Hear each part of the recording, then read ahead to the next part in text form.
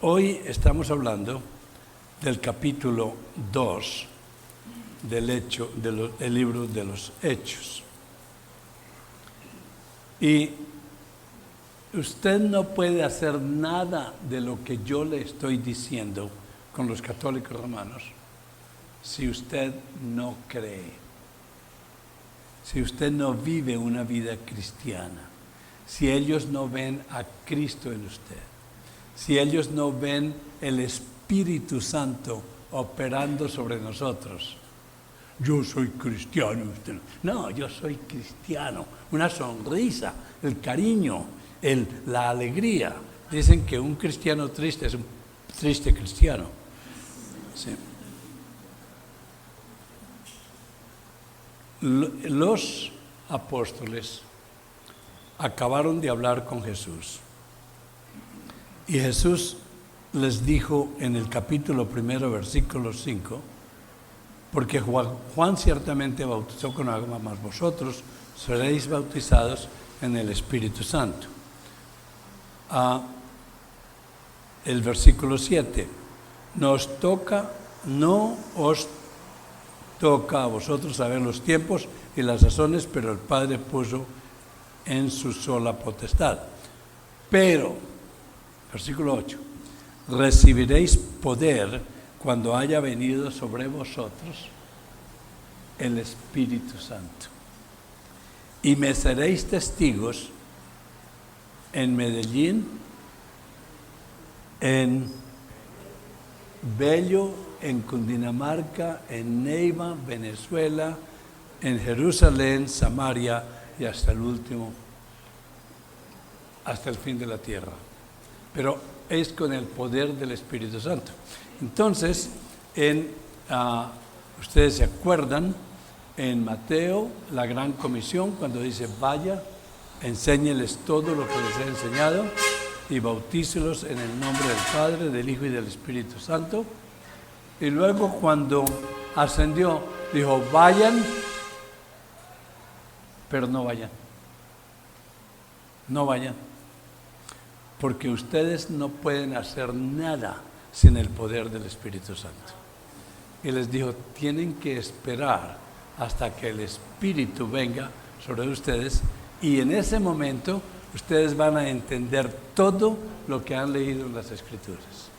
Por eso cuando leamos las Escrituras, tenemos que pedir el poder del Espíritu Santo para que transforme lo que las Escrituras dicen en un calor fuerte en el corazón. Que no podemos parar de leer las Sagradas Escrituras. Dice, vaya, pero no vaya. Lo que tienen que hacer es orar y esperar.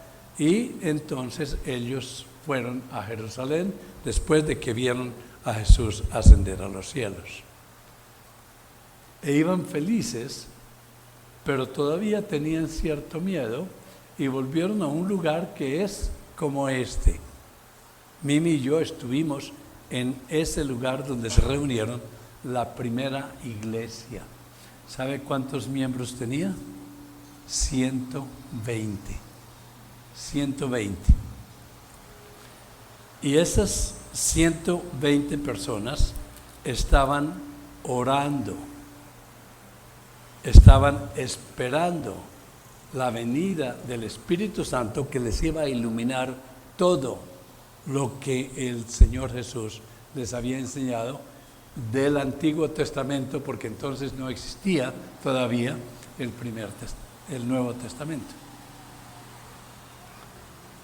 ¿Me pueden escuchar bien? ¿Hablo un poco más alto? ¿Sí? ¿Está bien así? Ok. Entonces, Jesús en el capítulo 15 y 16 de Juan les dijo, yo me voy, pero les prometo que voy a enviar al Espíritu Santo. Y le pediré a mi Padre que envíe el Espíritu Santo y comprenderán todo lo que les he enseñado. Y lo comprendieron tanto que el Espíritu Santo vino sobre estos discípulos y apóstoles del Nuevo Testamento y les enseñó todo lo que está escrito aquí en el Nuevo Testamento, dándoles a entender lo que el Señor les había enseñado. Sinclair Ferguson, un escocés, profesor del seminario, pero habla tan bonito que a veces uno no sabe si escuchar el tono de la voz o escuchar lo que dice. Pero él dice, pone esta belleza de la comunicación entre Jesús y su Padre. Dice, cuando Jesús llegó, ascendió a los cielos, lo recibieron con una fiesta increíble, una música que nunca habían escuchado, colores, sentidos, un amor. Y después del recibimiento, Jesús le dice, papá, ¿se acuerda lo que usted me prometió? ¿Qué le prometí, hijo? Se me prometiste que ibas a enviar al Espíritu Santo. Dice, 10 días más, hijo. Y luego en Pentecostés envía el Espíritu Santo. Y ahí es cuando comienza mi sermón. Cuando llegó el día de Pentecostés estaban todos unánimes juntos. Y de repente vino del cielo un estruendo como de un viento recio, soplaba, el cual llenó toda la casa donde estaban sentados. Y se le aparecieron como lenguas de fuego sobre cada uno de ellos. Y fueron todos llenos del Espíritu Santo. Un momento. ¿Cuándo recibimos al Espíritu Santo? Cuando creemos. Por la misma operación del Espíritu Santo. Cuando creemos. O sea que esta venida del Espíritu Santo sobre ellos no era para ellos creer, era para darles el poder de ir a presentar el Evangelio. ¿Sabía usted esto? El Señor Jesús no inició su ministerio hasta que el Espíritu Santo bajó sobre él y el Padre dijo, este es mi Hijo muy amado, en quien tengo todas mis complacencias, y usted quisiera haber estado ahí en las sandalias de Juan el Bautista. ¿Sabe por qué? Juan el Bautista estuvo frente en la presencia de la Santísima Trinidad.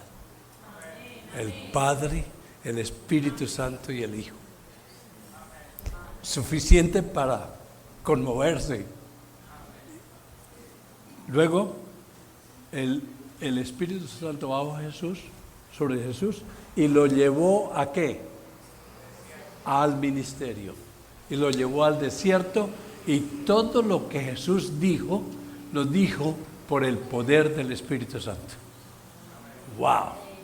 O sea que el Espíritu Santo es el autor de todo este libro, escrito por 40 hombres.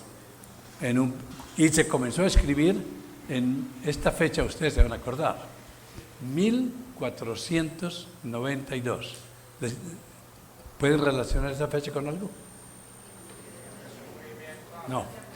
Descubrimiento de América sí, pero fue 1492 antes de la llegada de Jesús.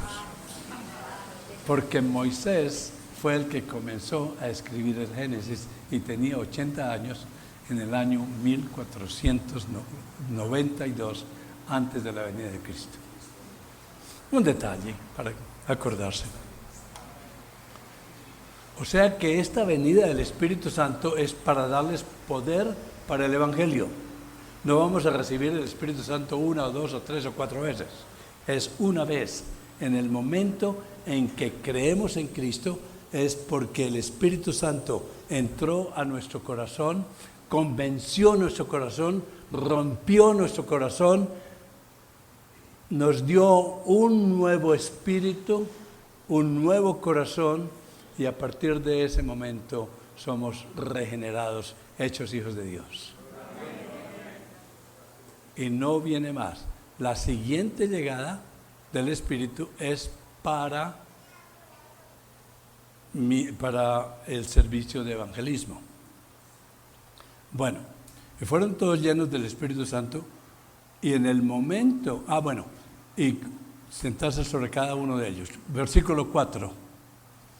Y fueron todos llenos del Espíritu Santo ¿Y qué pasó inmediatamente? Comenzaron a hablar. ¿Sí? El Espíritu Santo los llevó a la propagación del Evangelio. Comenzaron a hablar en otras lenguas, pero eran, amados, lenguas conocidas, porque no decían los tarareos que los que creen en lenguas hacen. El Espíritu Santo, yo dentro del catolicismo romano estábamos yéndonos al pentecostalismo, y había un obispo, Monseñor Walter, me estaba diciendo, repita, bla, bla, bla, bla, bla, bla, bla, bla, bla. ¿Sí? A ver si de pronto yo podía hablar en lenguas. Eso es una payasada, porque aquí dice, en otras lenguas, según el Espíritu les daba que hablasen. ¿Y en qué lenguas hablaron? ¿Saben cuántas lenguas hablaron? 3, ¿quién da más? 10, ¿quién da más? 15, ¿quién da más? 19 lenguas conocidas. Contémoslas entre todos nosotros. El versículo 9.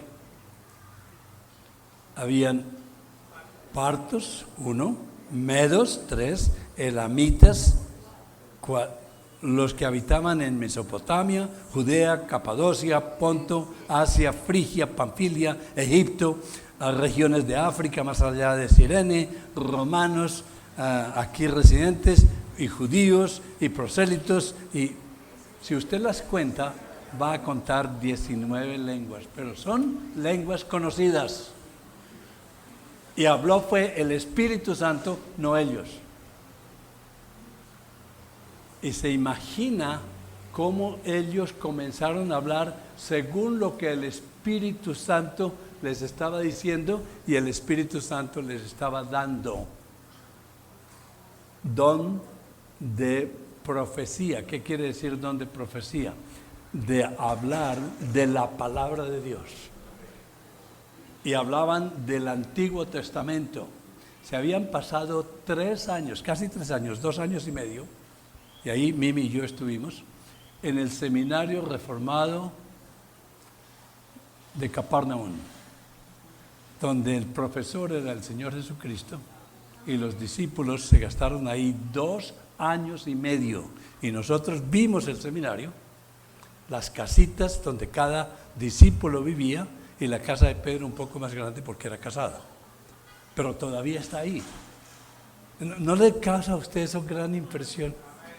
Sí, por eso los que dicen, pero Pedro era un pescador, un ignorante, perdóneme, estudió en ese seminario de Capernaum al norte del mar de Galilea por 2 años y medio con el mejor profesor de todo el universo.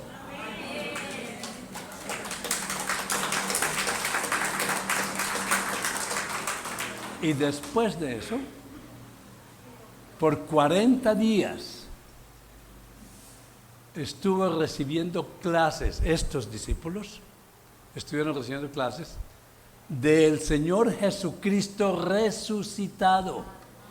Imagínense recibiendo clases del mismo Dios. ¿Cómo se atreve a alguien a decir que ellos son ignorantes? Pero todavía no podían hablar porque necesitaban ¿qué? El Espíritu Santo. ¡Wow! Esto es magnífico. Y cuando ellos estaban haciendo esto y la gente huyó de ese rumor, dejaron el miedo, se levantaron llenos de poder, salieron a la calle, porque en la calle había miles de gente celebrando algo en Jerusalén, porque habían todas esas nacionalidades. Y comenzaron a hablar. Y no todos hablaban a la vez, obviamente hablaban en grupos, dependiendo, y la gente les entendía en su propio idioma. ¡Wow! Solamente un Dios puede hacer eso.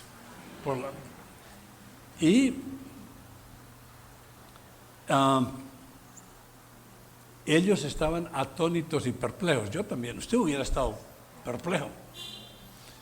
Mas otros se burlaban y decían, están borrachos. Y en este momento, el Pedro, miedoso de un par de chicas o 3 chicas que le obligaron a negar a Jesús por el miedo que tenía a ellas, ¿sí? Y temeroso de todo, ahora con la venida del Espíritu Santo tiene ese poder. Amados, cuando ustedes presenten el Evangelio no están solos. Tienen ese poder y la gente puede ver algo en ustedes. Sí, hay que hacerlo con entusiasmo, con cariño, con amor, con ternura. Y estaban perplejos, mas otros volaban. Entonces Pedro se paró en medio de toda esa gente y de sus 120 miembros de la iglesia. Si ustedes lo leen con cuidado van a ver que sí habían 120 miembros. Y Pedro, ¿qué dijo? Amados hermanos, tengo que decirles que yo era un tipo miedoso, que era un pescador, que no sabía nada, pero ahora yo conozco a Jesús y vivo una vida feliz, y si usted quisiera conocer, él no dijo eso. Su testimonio no es el Evangelio. Dios cuide a esta iglesia de tener gente dando testimonios, porque es una pérdida de tiempo. En otros sitios, lo que sea, pero ese no es el Evangelio. Yo viajo mucho. En efecto, mañana voy para California, también a enseñar. Y le he preguntado en estadios a pastores si me pueden decir qué es el Evangelio. Y no le voy a hacer esa pregunta a ustedes, porque yo sé que ustedes sí saben. ¿Qué es el Evangelio? El Evangelio no es que Jesús me salvó, que yo creo en Jesús, que yo ahora, desde que creo en Jesús, Dios me ha cambiado la vida. Ese no es el Evangelio, porque lo grave de eso es la pregunta. No hay tal cosa de que ¿qué es el Evangelio? La pregunta es ¿quién es el Evangelio? Y la respuesta es muy simple: Jesús y su trabajo. Ese es el Evangelio. Jesús y su trabajo. Entonces, ¿qué Pedro hizo aquí en esta predicación? Presentó el Evangelio claro y distinto, y no lo presentó lo que a ellos se les ocurría, sino agarró el Antiguo Testamento y se convirtió en un experto del Antiguo Testamento y presentó a Jesús desde el punto de vista del Antiguo Testamento y desde el punto de vista de lo que el Señor les había enseñado de lo que era el Evangelio.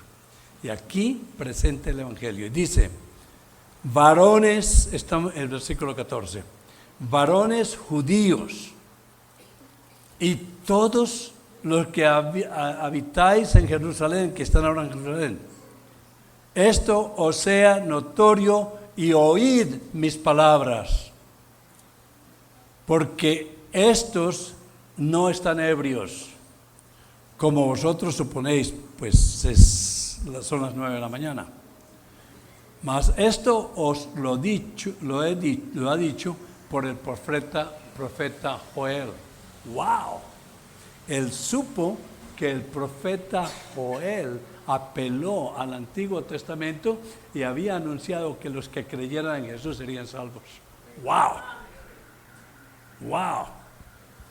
Dice, por eso no les voy a leer todo, dice cantidades de lo citó a Joel, y en el versículo 21 dice: y todo aquel que invocare el nombre del Señor será salvo. ¡Wow! ¡Wow! Agarrar este mensaje de la Biblia, de la palabra de Dios, del Antiguo Testamento, y exponerle. Y ahora va a decir quién es ese Señor.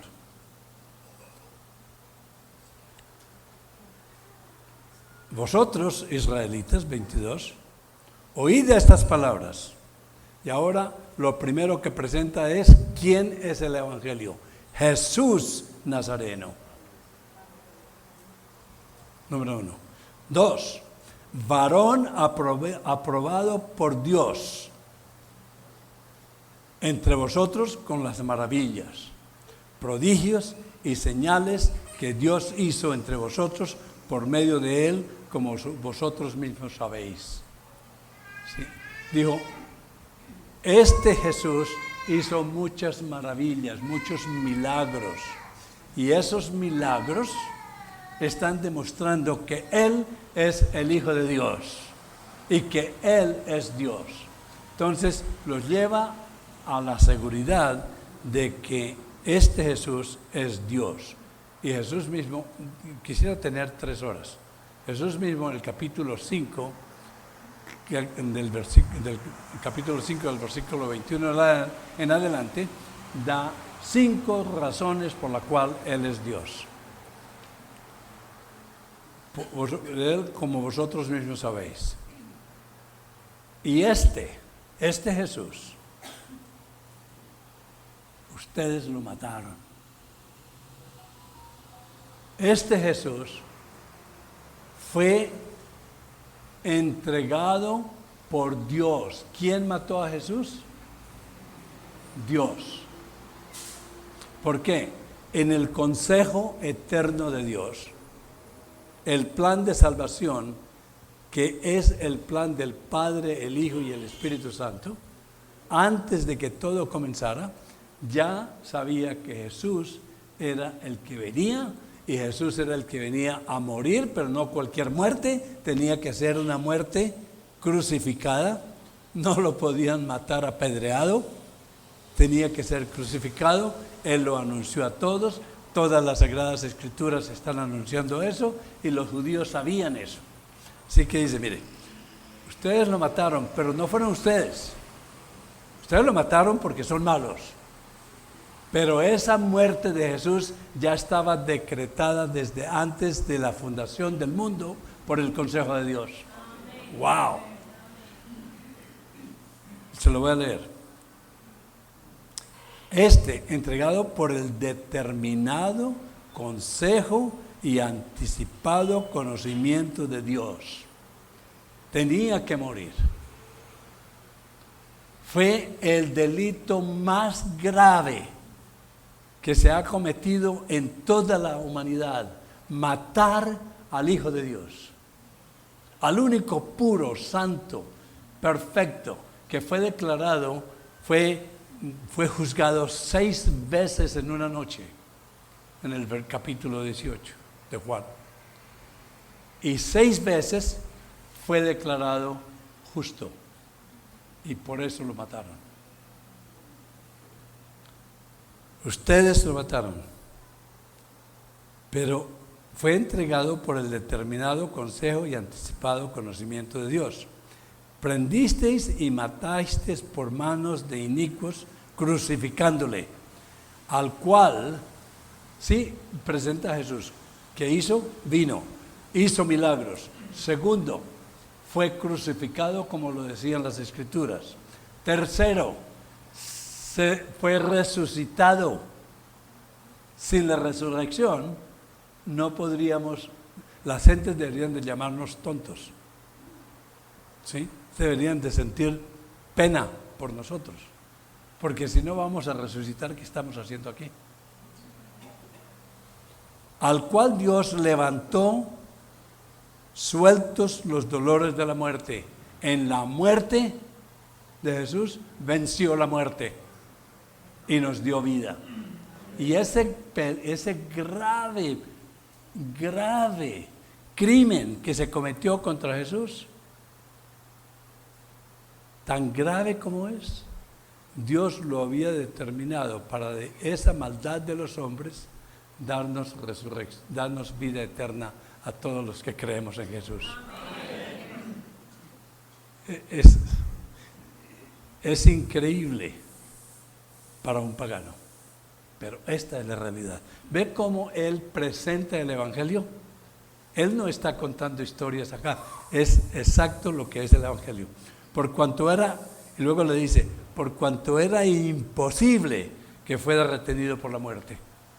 Y luego, para probar lo que dice, cita el Salmo 16, del 8 al 11, y dice, mire, David escribió ya esto, pero no estaba hablando de él, estaba hablando del Mesías, porque la tumba de David está aquí, como está la tumba de Mohammed, la tumba de Buda, la tumba de todos estos. El único jefe de cualquier religión que resucitó es el Señor Jesucristo. Y eso nos hace la diferencia entre ellos. Y luego dice, varones, hermanos, se os puede decir libremente que la tumba está hoy aquí, pero, versículo 30, pero siendo David profeta y sabiendo con juramento,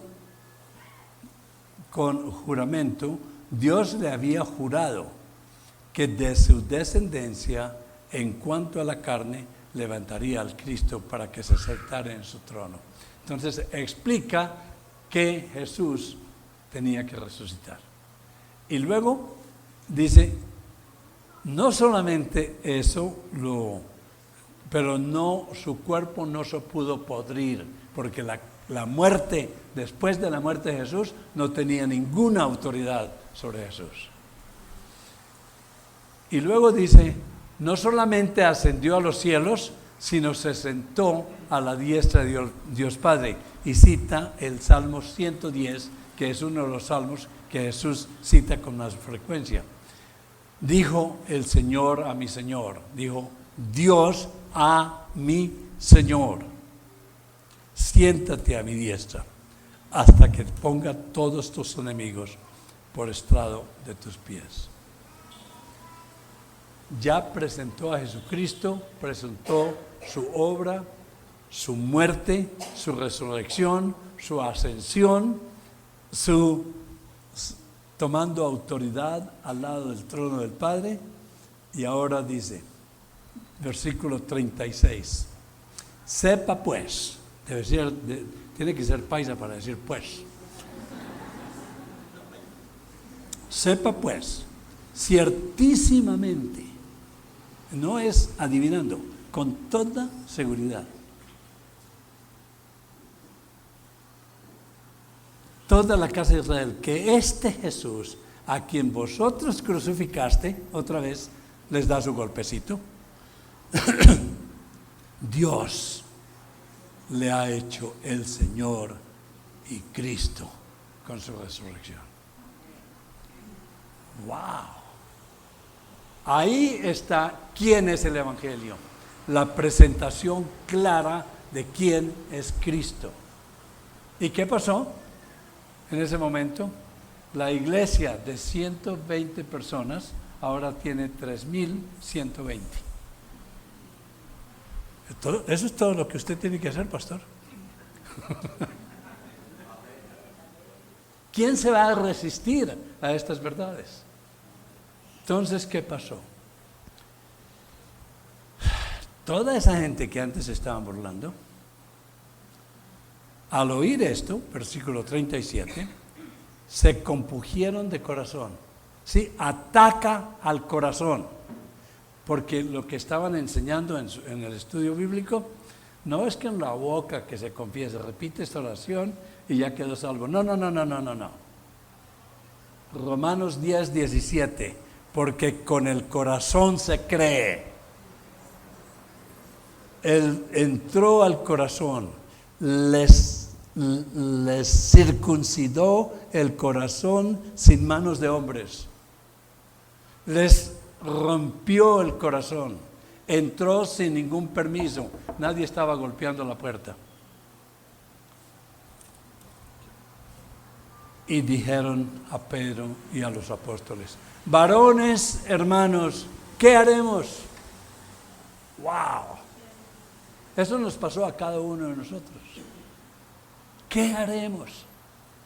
Si estamos de camino al infierno y llega esta magnífica salvación, ¿qué haremos? Y esa pregunta es para algunos de ustedes. ¿Qué vas a hacer con Jesús? ¿Qué vamos a hacer con Jesús? Amados, todos y cada uno de los pecados de todos van a ser castigados con un castigo de carácter eterno. Todos. No solamente nosotros, sino los paganos. Todos nuestros pecados y los pecados de los paganos son castigados. Los pecados de los que creen en Cristo fueron castigados sobre el cuerpo de Jesús. Y nosotros ahora participamos del amor intertrinitario, porque cuando estamos en Cristo, Dios nos ve como sus hijos y perdonados por la eternidad, no por nosotros, sino por nuestra fe en Cristo. Pero los que no creen en Cristo tendrán que enfrentarse al infierno por toda la eternidad para pagar por su pecado, y nunca terminan porque hemos ofendido a un Dios infinito, y el Dios infinito no tiene término. Así que nunca pagamos. A ver si ustedes comprenden esto. Esto es una cita no mía, sino de mi tutor, el doctor R.C. Sproul. Cuidado con lo que voy a decir. El infierno es injusto. Algunos están diciendo, ya veo las cabecitas. No. Es injusto, no para nosotros. Es injusto para Dios, porque nunca le podemos terminar de pagar nuestra deuda contra el Santo Dios. Así pasemos toda la eternidad en el infierno. Pero para los creyentes, ¿sí?, se hace justicia al Santo Dios, porque con el Dios eterno e infinito encarnado, el Señor Jesucristo, al cargar nuestros pecados sobre Él, Dios recibe pago completo. ¡Wow! ¿Por qué digo esto, amados? ¿Qué vas a hacer con Jesús? ¿Quiere enfrentarse a la eternidad sin Jesús? ¿Quiere pagar usted mismo? ¿O prefiere que Jesús le pague? Es una pregunta simple. No voy a extenderme más porque realmente no hay tiempo y no quiero abusar de su cariño para que me vuelvan a invitar, ¿no? Pero ¿podemos quedarnos 10 minutos más? ¿Sí?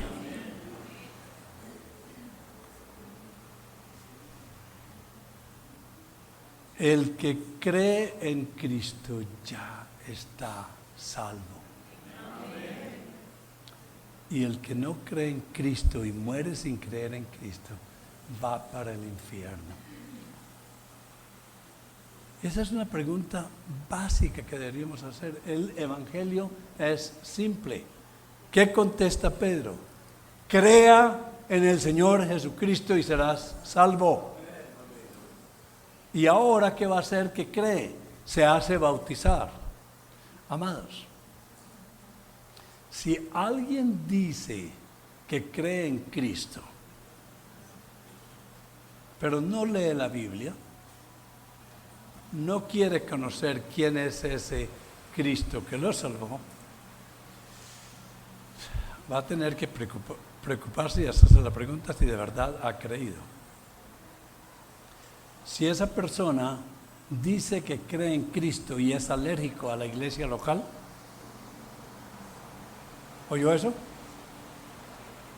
El día del Señor no le importa. Muy posiblemente esa persona no ha creído en Cristo. Si esa persona dice que cree en Cristo y su vida no ha cambiado para nada, hágase nuevamente la pregunta: ¿es posible que pierda su salvación? No, porque nunca la ha tenido. Y si no tiene, no tiene nada que perder. ¿Sí? Es muy posible que no crea en Cristo.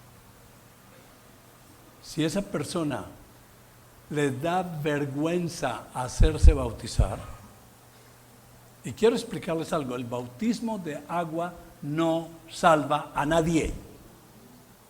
Que quede eso claro. Lo único que salva es la fe en Cristo como único y suficiente medio de salvación. Pero Cristo dijo, crea y hágase bautizar. ¿Qué parte de ese mandamiento no cree? Y si le da pena hacerse bautizar, está avergonzado de Cristo.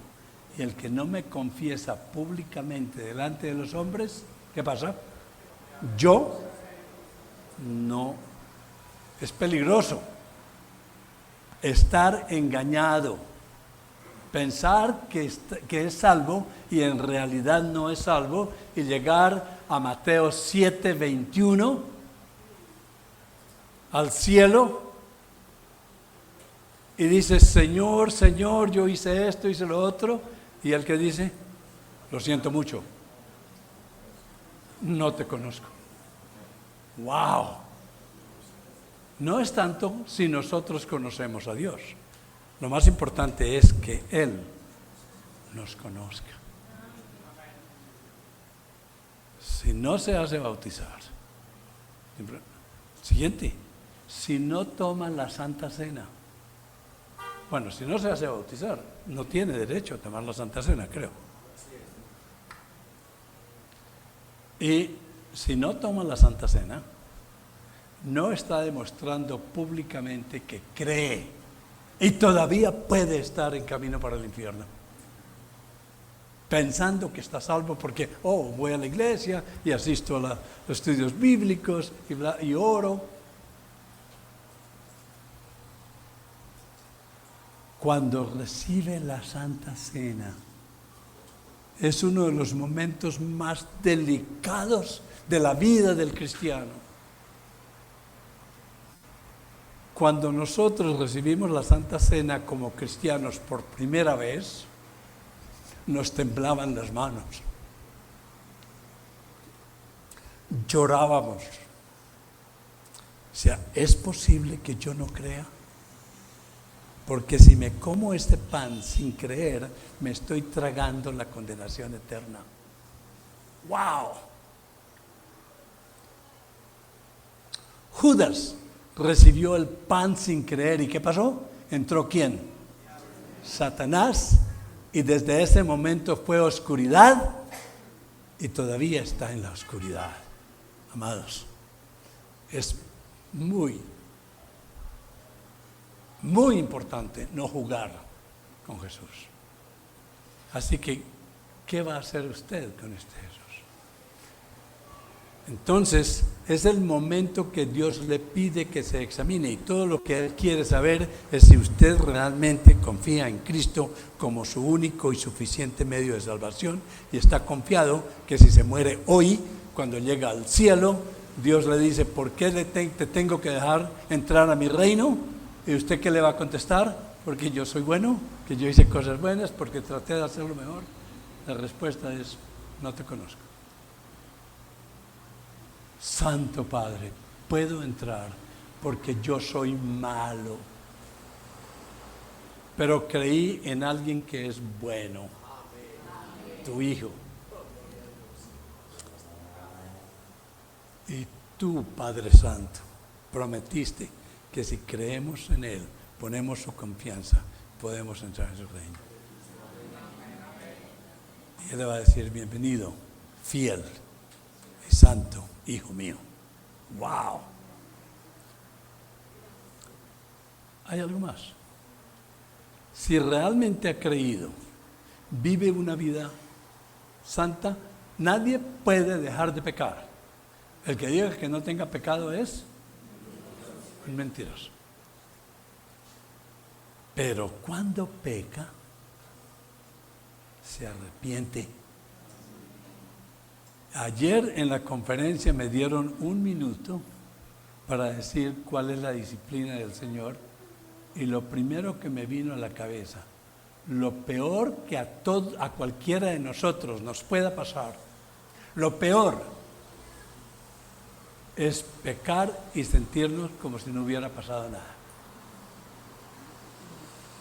Continuar viviendo una vida, sí, pero si siente ese dolor del corazón, ese golpeo del Espíritu Santo, arrepiéntete. Y no puede dormir hasta que se arrepiente y hace en su mente y en su espíritu, en su corazón, 180 grados. Entonces tengamos cuidado. ¿Qué estoy diciendo? Vamos a pecar porque somos pecadores, pero viviremos a partir de que conocemos a Cristo una vida de arrepentimiento. Y así podemos demostrar, no a otros, sino a nuestro propio corazón, de que en verdad hemos creído. ¡Wow! Y una más. Una más.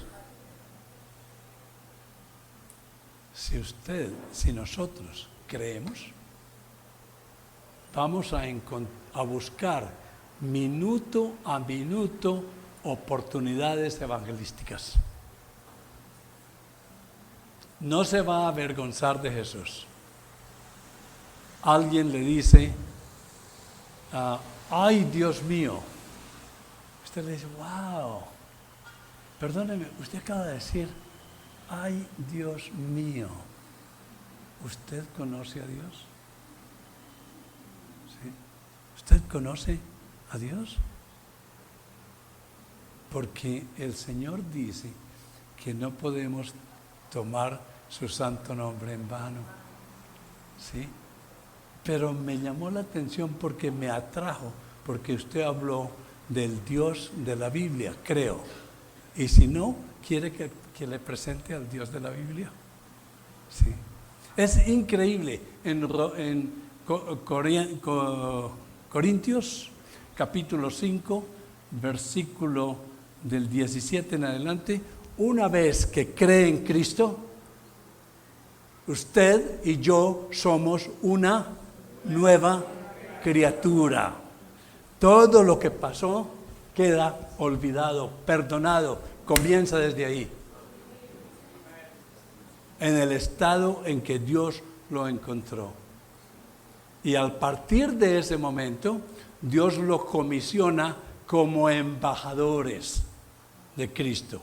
Como si Dios, escuche esta palabra, como si Dios está rogándole a esta persona con quien usted está hablando, Dios rogándole, pueden buscarlo en la Biblia, ahí dice, como si Dios estuviera rogándole por medio de ustedes, arrepiéntate, reconcíliese con el Señor.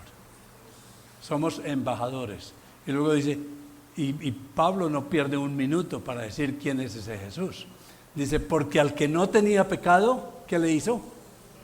Lo convirtió en pecado y lo castigó sobre la cruz por usted, así que usted ahora está salvo. ¡Wow! Yo viajo bastante y la gente, leo mi Biblia o la gente me pregunta qué hace, y digo, soy embajador.